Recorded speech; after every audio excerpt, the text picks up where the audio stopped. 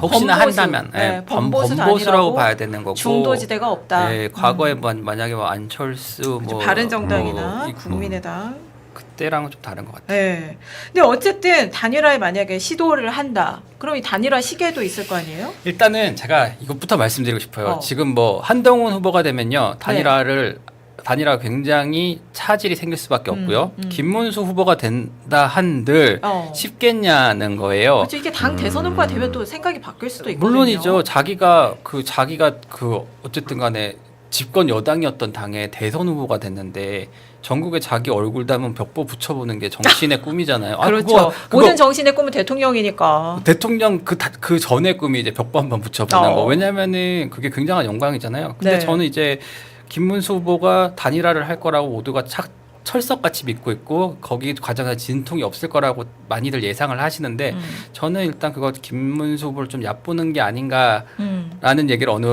오래된 정치인한테 들었어요. 왜냐하면은 저도 이제 기억이 나는 게 2018년 지방선거 때 네. 당시 자유한국당이 서울시장 후보를 못 고르다가 김문수 후보가 나왔어요.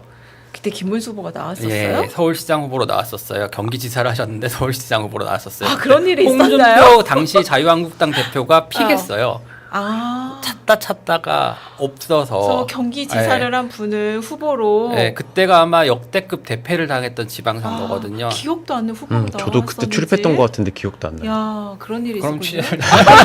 근데 당시에 또 누가 나왔냐면은 바른미래당에서 안철수 의원이 네. 서울시장 후보로 나왔어요. 그랬죠. 그리고 이제 박원순 시장이랑 맞붙었는데 네. 당연히 그때도 이제 바른미래당하고 자유한국당과 단일화 얘기가 나왔어요. 근데 그래서 이제 김문수 후보도 처음에 좀 적극적이었고 뭐 이렇게 했었는데 네.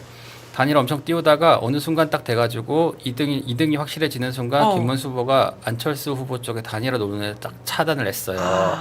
예, 그래서 안 됐거든요.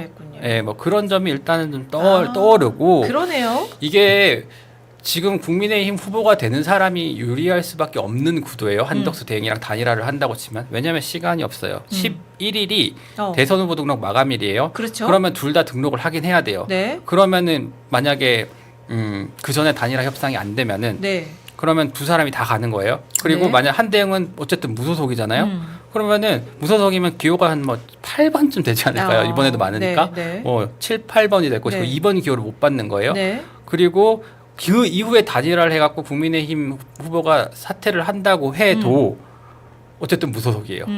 바꿀 수가 없어요. 네. 그렇기 때문에 11일만 넘기면은 굉장히 국민의힘 후보에게 유리한 구도가 펼쳐지게 돼요. 그러니까 누가 되든 11일까지만 버티면. 네, 근데 지금 국민의힘 내부에서 단일화 최종 시한으로 보는 게 11일이 아니고 7일이에요. 왜 7일이에요? 7일부터 공보물 인쇄를 해야 되기 때문에 발주를 해야 돼요. 선거 공보물. 네, 그러니까 찍혀야죠. 만약에 네. 뭐 김문수 뭐 국민의힘 후보로 찍든가 뭐 네. 한덕수 국민의힘 후보로 찍든가 그렇죠. 하려고 하면 어쨌든 간에 그 전에 발주를 해야 되고 디자인이 완성이 돼야 네. 되는데 그 7일까지는 6일 밤까지는 돼야 된다는 거예요. 근데 저는 진짜 이게 쉽지 않을 거라고 보는 게 3일에 국민의힘 후보를 선출하고 그러면 4, 5, 6일 남는데 4, 5, 6일 다 연휴예요. 네. 네. 그때는 어쨌든 누군가는 단일화 협상을 하든 아니면 뭉개든 네. 뭐 이럴 수 있겠네요. 그럼 사실상 3일 치안은 날 7일까지다. 선출해가지고 네. 4, 4, 5, 6. 그 여론조사 돌릴 시간도 사실은 없어요. 그러네요. 근데 원래 여론조사 단일화를 하면은 적합도로 할 거냐, 선호도로 할 거냐 이런 되게 자질구레한 실무 협상. 예. 자질구레하지만 굉장히 중요한. 큰 영향을 미치는 것들이 있거든요. 여론조사가 문구. 안 찍으면 안 돼요? 공보물 안 찍으면 뭐 안 찍을 수도 좀 있어요. 늦게 찍으면 안 돼요? 네, 뭐 안 찍어도 되죠. 좀 늦게 찍어도 근데 되긴 빨리 되죠. 돌리고 네. 싶어 하죠 후보들은. 뭐 선거 그것도 다 돈이고. 선거를 하게 되면 자동차에 테이핑도 해야 네. 되죠. 뭐 그런 네. 것들이 많아요. 그래가지고 플래카드도 막 쫙 다 붙여야 되고 하니까. 자 그러면은 어쨌든 간에 뭐 그렇기 때문에 원래 홍준표 후보 같은 경우에는 낙선했지만 네. 본인은 이제 토론회 2번 하고 그다음에 여론조사 해가지고 원샷 경선하겠다라고 했는데 이거 자체가 11일을 넘기려는 전략이었거든요. 그렇군요. 네, 그렇기 때문에 네.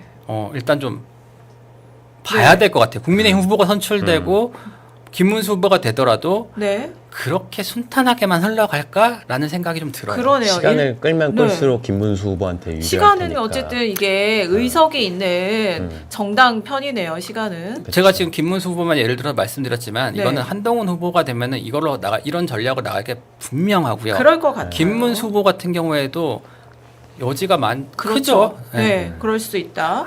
어쨌든 일단 7일까지 어떻게 되는지 봐야 되고 또 11일까지 어째 후보 등록 마감 시한까지 그 이후가 되면 그때까지 단일화 협상을 완료하지 못하면 사실 한덕수 후보가 출마를 한다고 해도 한덕수 대행이 출마를 한다고 해도 완주를 할 수 있을 것인가 가능성이 좀 낮겠네요. 왜냐하면 이게 무소속 후보는 여러 가지 또 불리한 점이 있잖아요. 기본적으로 보면요. 돈이에요. 제일 중요한 게 돈이랑 사람이에요. 근데 국민의힘 후보가 만약에 나가고 한덕수 무소속 후보가 나가잖아요. 그럼 국민의힘 의원들하고 국민의힘 선거 운동원들은 한덕수 후보 선거 운동을 할 수가 없어요. 정당법에 그렇게 돼 있어요. 그렇죠. 그래서 사퇴하면 해줄 수는 있어요. 네. 뭐 그런 문제가 있고요. 돈이 제일 큰데 네.